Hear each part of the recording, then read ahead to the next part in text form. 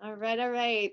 Welcome to Career Discovery Friday. This is our third episode, and today we have a very special guest, Brandon Johnson, one of my all-time favorites. Not that I have favorites, but certainly one of them. As we're going through these, I'm like, we need a reunion. As I'm connecting with former student athletes and realizing how amazing our group has always been. Like we've always had phenomenal athletes, but it's so neat to reconnect and kind of tell a story of where you guys are now. So I'm going to turn the mic over to you, Brandon. Tell us a little bit about who you are, what you did while you were at Florida State, sport you played, the degree that you got, and a little bit of that goodness. That's a lot going on there. But more than anything, just thank you, Sarah, for inviting me. I greatly appreciate it. It has been a while since I've really talked about Florida State and talked about sports, so it's great to be on more than anything. My name is Brandon Johnson, as you brought up. I'm originally from Tampa, Florida. Graduated in technically graduated in 13, but my last year was in 14. So I played baseball from 2011 to 2014. I was a pitcher. Um, During that time, I had an opportunity to go to the College World Series in 2012. So that was awesome. Unfortunately, we lost to Arizona that year, who won a national championship, but it was a wonderful experience and it was awesome. So graduated in 2013. Was actually going to get my PhD. I was going to get a master's and PhD, starting in 14. But then I was offered a position probably about 2 months before the season started by a Fortune 500 company, being General Motors. So instead of continuing to play baseball and kind of going down that unknown track of the minors and all of the grind that comes with it, I instead accepted that position and started working at GM in 2014 after the season. Worked there for 5 years, and that was in Atlanta, Georgia. So I worked on a number of different applications. Probably the most well known being OnStar. So if you ever had GM Vehicle, the Blue Button, so all of the software that goes into that, I was able to work on that, which was very fun. And then so lived and worked in Atlanta, but my girlfriend Jessica Nori at the time um, was in St. Petersburg working for minor league baseball. Um, so I made the decision to say, you know what, my relationship to her is more important than my career with GM. So I made the decision to leave GM and moved down to the St. Pete, Clearwater, Tampa area, and started working at JP Morgan Chase in 2019. And that's when I got married to Jessica Nori in November of 2019. So that's where I currently am working um, at this moment. So I warned him that I was going to do this, but I feel like Jessica Noria is a very integral part to this story as well. And I probably should have interviewed you both at the same time because these are two outstanding former Seminoles who were both very involved in SAC. Um, Yes. could we say the beginning of the relationship was partly due to SAC? So I actually left that part out. So interesting enough, before we started dating, Jessica Nori was the vice president of SAC before I even joined at that time. So we actually started talking as one of the representatives for baseball, and she was the representative for softball. So we started talking at that time, and then we started dating our senior year in 2013, end of 2013, beginning of 2014. So, Love to. I'm here for these kind of stories. yep. Um, but I digress again. Typical Sarah fashion here. So tell us what kind of degree did you get? What did you study while you were here at Florida State? Yep. So I studied a degree that's probably lesser known. It's a variant of computer science and applied mathematics, which is called computational science. Um, So it was a newer degree field at that time because I wasn't sure of what I wanted to go into, whether it was computer engineering or um, it was software computer science at that time.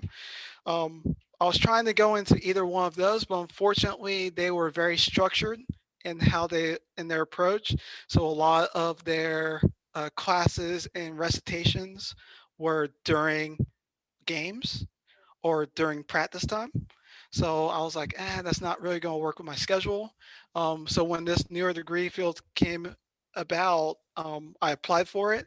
I told them, it's like, hey, I'm playing baseball. Hey, I know I have all these things going on. Can you work with me so that I'm able to attend these classes as well as still play baseball? And they said yes, they were more than willing to do so. So they greatly helped me in that. And that's how I was able to actually graduate in 3 years, as opposed to doing what would end up have been 4 or 5 years if I would have went with computer engineering or computer science. Wow. But let's not take away from how impressive that is to complete that in such an accelerated rate while playing a sport and maintaining a very difficult course load. So um, let's not take away because that's certainly a big deal and speaks to who you are and certainly what you're capable of. So congratulations on that Thank several you very years much. later. If I didn't say it at the time, acknowledging it. But for our current student athletes, and you've been in their shoes, and as they're trying to figure out, what is next, and you had a very unique degree plan, right? So it's not a stereotypical path. But tell us a little bit about maybe some of your job duties, what you do on a daily basis. I think there's a lot of things that as our current student athletes don't even think about to consider. So, this may be an alluring job opportunity or career path. So tell us a little bit about what your job looks like. Of course. So my role, my title is software engineer. So kind of as the title kind of states, I engineer software. So I actually develop and write the code for software that are now. Fortunately for me, I've been able to work with Fortune 500 companies. So a lot of that software is generating, uh, literally millions upon billions of dollars for these companies. Um, so like currently what I'm working on is with JP Morgan Chase is actually for merchant services. So as a bank, because that's what JP Morgan Chase is a one of the biggest banks in the world. We provide small businesses and multinational businesses, SEP 500 businesses, with the ability to handle their transactions, right? So we're talking hundreds of thousands of transactions, not per minute, but per second Wow. that we have to handle. Hmm. So that's a lot of different transactions and a lot of things that can go wrong and a lot of angry customers if you do it incorrectly. So that's some of the software I'm currently working on. So a lot of that has to do with actually writing the code, testing the code, making sure it follows the specifications, right? If this happens, then you make sure, A, B, and C happens. If this error happens, make sure that it's handled so we're able to recover from that and we don't lose um, revenue from those situations.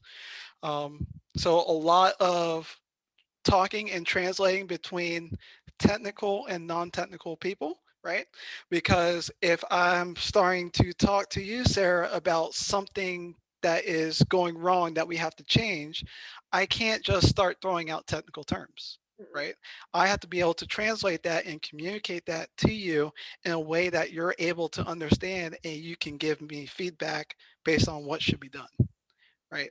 So that's nowhere in the job description, but a huge part of the job, right? Being able to communicate with people is probably one of the most important things that's not listed under the description of a software engineer. So it's really more about the soft skills than the hard skills of can you write code, can you understand, um, a architecture diagram, things of that nature. So that's what I usually spend most of my time doing. And how did being a student athlete and your experience during your 3 4 years prepare Mhm. you for that? More than anything, confidence. So knowing that, yes, I was given this position for a reason, and being able to say, yes, I know what I'm doing, and I'm going to show you how it's done. Um, so that's a big one. The second one, mentoring. So, being a lead, being a leader for my team, it shows in the daily actions that I'm taking, because not only am I trying to get the work that I'm trying to get done, because we work on teams, right? We're not just individuals working on a project, we're working as a team on a particular project. So a lot of that communication that you have with your all the different teams that you're with, whether it's baseball, football, not only within your team but across teams, is a huge part of what we do, right? It is, you can be the best rock star coder out there, but if you can't work with a team, you're going to be out of the industry quick. So, like, being able to have that foundation of, I know what it looks like to work on a team, I know how to be a good teammate, is huge in our industry. That resume, right? In a job. Mhm. Whereas these employers, they look at it and they say, "Oh, you play baseball. Oh, you have been successful in this team environment, and you have these soft skills." So, Mhm.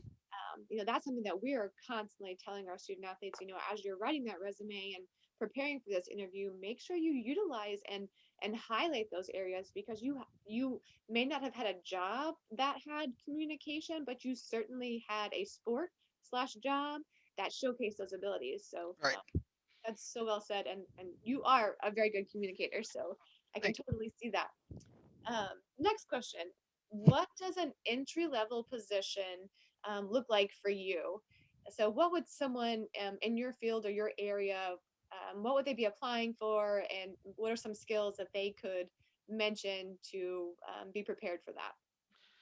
Yep. So more than anything, in terms of the skills required, it actually has less to do with the technical skills.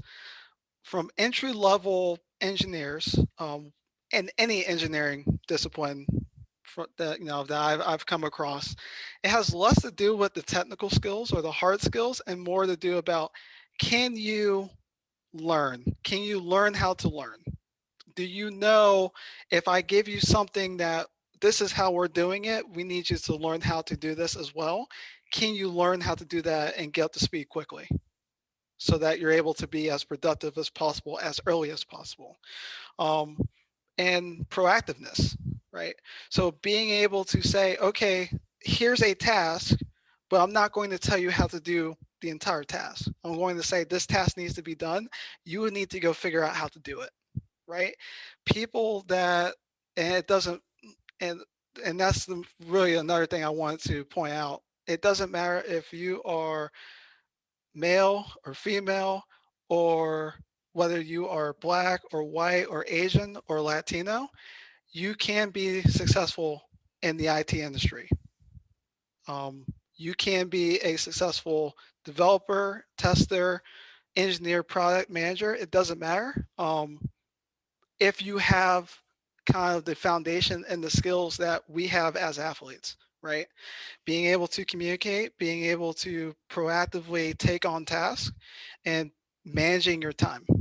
If you're able to do those things, the technical skills will take care of themselves, right?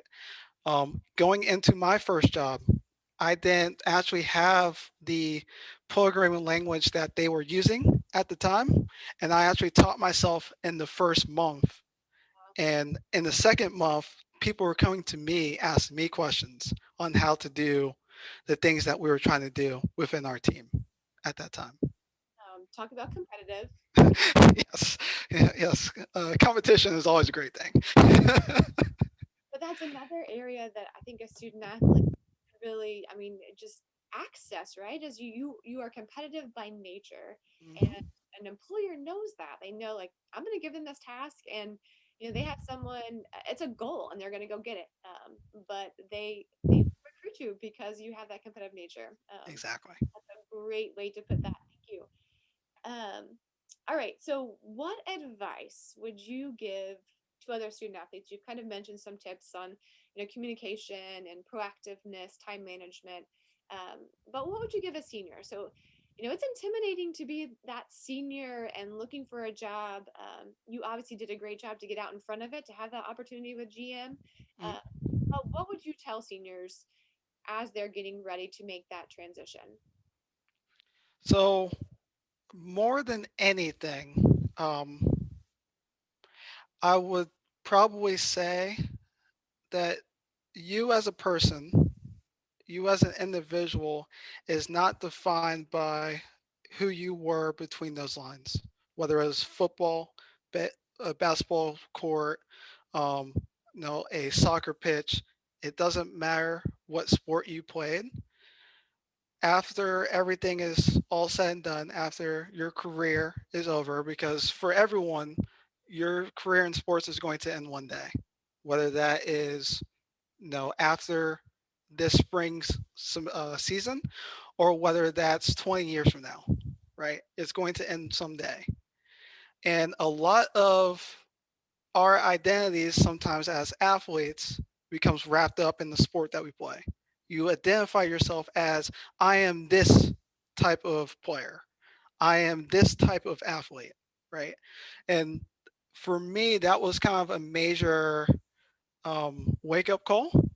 Like, even though I had that position, even though I had that job lined up before I left school, it was huge for me to kind of dissociate myself from baseball and say, yes, I was a baseball player. Yes, I did these things, right? But I'm not just that person, right? And more than anything, bring your personality, bring your individualism to that job, whatever that job may be, right? We want you as a person. As yes, you were an athlete, but people, you become really good at your job, and people care about the person they see in front of them when they're interviewing them as a person. So make sure that you are showing that when you're interviewing, right? Say, yes, you may have these flaws, you may have these things that you may not know or may not have the understanding of yet, but just because you don't, show them who you are. Show them that person that can learn. Show them that you're that person that can, if given the opportunity, show them that they've made the right decision. So that would be the advice I would give. I mean, mic drop. That I mean, that is spot on, Brandon, and so perfect. And I think really what our goal in student athlete development is, right, is um, number one, we're biggest cheerleaders here. We want you to excel in your sport, and we're here for that. We're here to support you along the way, but we do know that your playing days will end, like you mentioned. It could be this season or 20 years down the road, and there is a chapter two. There is a life after sport, and each individual athlete has so much more to add to their story. And that confidence that you mentioned that made you so successful to like, well, yeah, I can learn a code in a month. Like, I mean, which is crazy in my brain to think about learning a code in a month. Um, but man, like it just goes to show you the capabilities that are are within any student athlete, and how if you're driven, you can achieve anything. That sounds so cliche, but it's so accurate, and we're just I'm so impressed by what you've accomplished and just who you are as a person, and it shows in the way that you've been successful in your career. I'd also say your marriage. Jessica landed a good one, and you both are Thank so perfect for each other. But you. just such good information, and you are such a great ambassador for our student athletes to follow in the footsteps and to kind of learn from. But more than anything, you are who you are, and it's a really outstanding individual. So Thank we're you very so much. I appreciate it. appreciative of your story and the way that you've poured into Florida State. Um, is there any other parting wisdom you have for our Seminoles? Who's going to win the Super Bowl this weekend? I have to go with Tampa Bay Bucks. I Absolutely. don't have any other option there. Be attending the game. I will be watching the game on TV, but I will be nowhere near the stadium. No. Oh, very good. Anything else for the greater good of the Seminole family? uh, I think that's it. More than anything, go Knowles. Well, thank you, Brandon, for being with us, and y'all have a wonderful weekend. Thank you. You too.